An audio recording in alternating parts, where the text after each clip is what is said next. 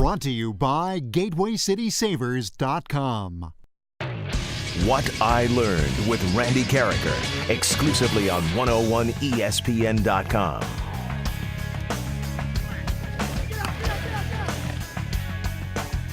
I'm Randy Karraker, and this is what I learned about the Rams in Week 5 of the NFL season. Number one, it was proved to us again that it's hard to win on the road. When you're a young team and you haven't been through that whole situation where everything is against you, the crowd, the other team, the officials, it really is difficult to overcome. Every team is better at home, as we saw with Detroit on Sunday. The fact that they were bigger and stronger and more courageous on their own turf with their own fans behind them, it made a difference for them, and it clearly made a difference for the Rams, and that's one thing that they have to learn. We kind of got spoiled here in St. Louis by the greatest show on turf, especially when they went 8-0 on the road in 2001. It's just not that easy, and part of becoming a good team is becoming a good road team. Second of all, the Rams at this stage don't have enough talent to overcome sloppy plays.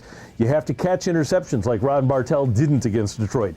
You have to stop long kickoff returns for touchdowns like the Rams didn't do against Logan of Detroit. And you have to not commit foolish penalties. You have to win the turnover battle. The Rams were -3 against Detroit, and the biggest part of the reason that they lost was the fact that they just didn't play a clean game and they couldn't get momentum back in their favor after the long kickoff return by Detroit. Finally, the Rams need to find other players to make plays in the absence of Mark Clayton. He's out for the year with a knee injury, and with Clayton down and with Donnie Avery down, it can't all fall on the shoulders of Danny Amendola. The Rams are going to have to get more work out of Steven Jackson, especially in the passing game on the perimeter. They need to get Mike Omenawinui, the rookie tight end from Florida, back and making plays. Daniel Fells is going to have to make more plays, and most importantly, the wide receivers that are still around, Brandon Gibson, he's going to have to catch the ball now and then. It can't bounce off his hands all the time, and LaRon Robinson is going to have to find a way to get separation. He just hasn't been able to run with that foot injury, but the Rams desperately need those two, Gibson